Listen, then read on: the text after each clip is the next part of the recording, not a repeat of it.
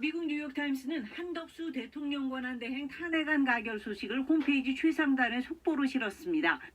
2주도 안 되는 짧은 기간에 한국 최고 지도자 2명의 탄핵안이 잇따라 통과됐다며 미국의 가장 중요한 동맹국의 리더십 위기가 깊어졌다고 전했습니다. 외신들은 특히 심화된 정치적 위기가 경제 위기로 직결될 수 있다고 경고했습니다. 워싱턴 포스트는 최고 지도자 2명의 잇따른 탄핵안 가결로 한국 경제는 불확실성이 높아졌고 한국의 국제 이미지는 큰 상처를 입었다고 지적했습니다.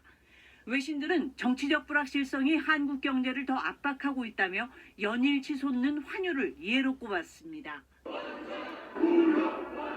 외신들은 의결 정족수를 둘러싼 논란도 상세히 전했습니다.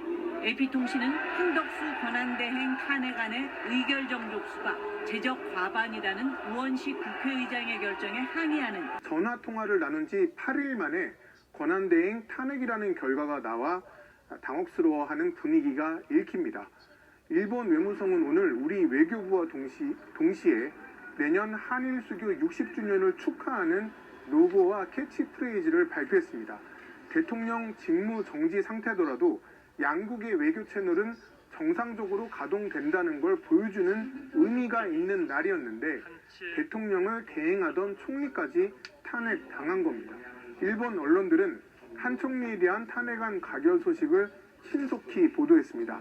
다만 윤 대통령에 대한 탄핵안 가결대에 비하면 관심도는 크게 떨어진 모습입니다. 대통령 직무 정지 상태라는 중대한 혼란 상황이 지속되는 가운데 일어나는 작은 혼란 중 하나로 인식하는 분위기입니다. 오히려 윤 대통령에 대한 수사와 헌법재판소의 심리 과정에 대해 우선 다음 달 트럼프 미국 대통령이 취임한 이유가 가장 큰 문제입니다. 미국은 미국 우선주의를 내세워 방위비 분담금 협정 재협상 등을 밀어붙일 가능성이 커 보입니다. 미중 경쟁 구도 심화 속에 중국과의 관계 설정이나 대북 메시지를 둘러싼 한미 협의 같은 문제도 우리 정부가 관리해야 할 과제로 떠오릅니다. 대통령실을 비롯한 주요 부처 사이에 종합적, 전략적 대응이 절실한데 대행의 대행체제론 힘이 붙일 거란 의견이 정부 관계자들 사이엔 많습니다. 내년 경북 경주에서 열리는 아시아 태평양 경제협력체, 즉 에이펙 정상회의 준비에도 차질이 우려됩니다. 정상회의를 유치한 주체가 대통령이나 장관이 아니라 우리나라 자체이기 때문에 의장국인 건 변함없다는 게 외교부 입장입니다.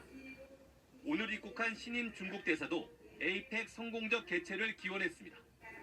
하지만 원칙적으로 대통령 명의로 보내게